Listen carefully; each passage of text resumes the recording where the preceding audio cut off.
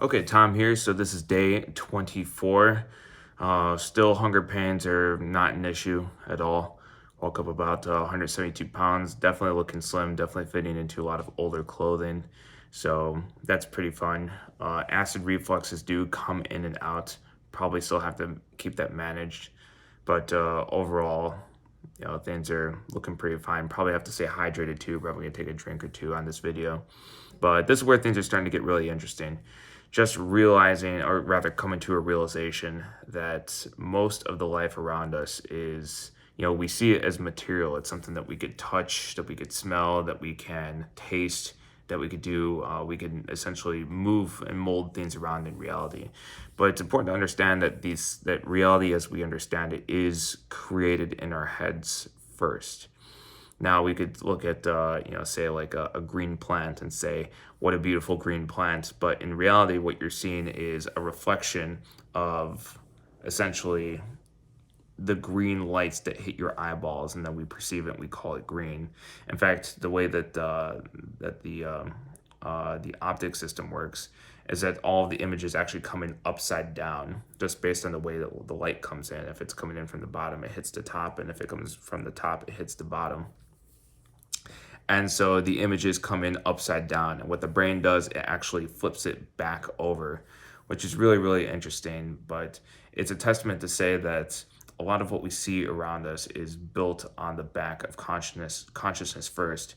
And I think people have known this for a very, very long time, but we've recently forgot it because we're in the information age where we're more prone to confuse information, or rather we're more prone to confuse images with reality than any other time in history. So we're in the midst of trying to figure out what's true and what's not true, and we're completely forgetting the question of is this material or is this consciousness being created in your own brain. Kind of a heady topic, but I think that's what they were trying to talk about in movies like The Matrix. I think that's what they were trying to talk about in some very, very, very old and ancient texts. How the world is the mind, and how consciousness creates the world, and how the world is created from consciousness, and these topics on mentalism, how the world could be manipulated to your will, by your thoughts, and also by your word, your actually spoken word.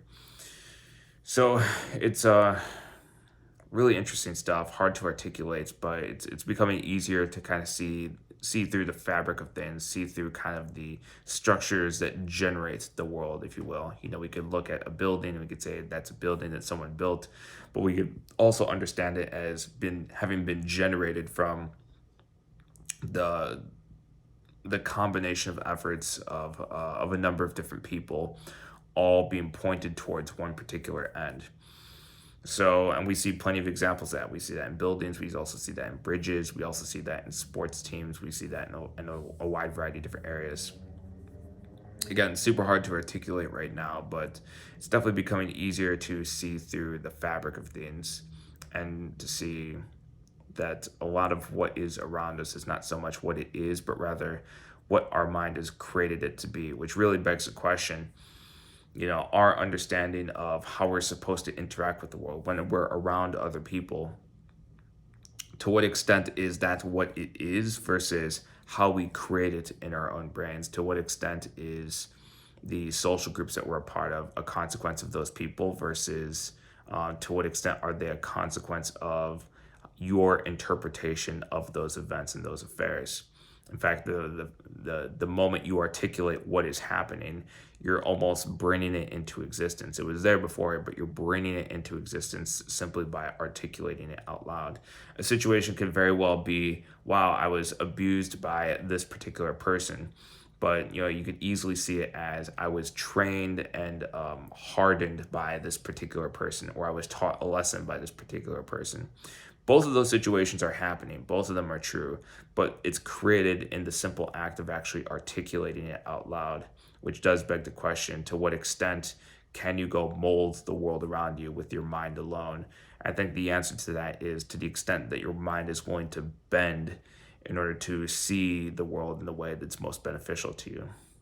Anywho, don't want to get too heady into this. I have to focus on the fasting component, but there is, obviously the spiritual insight that's supposed to come from it, and this is one of those big things. So I'll leave it at there. This is Tom on day 24.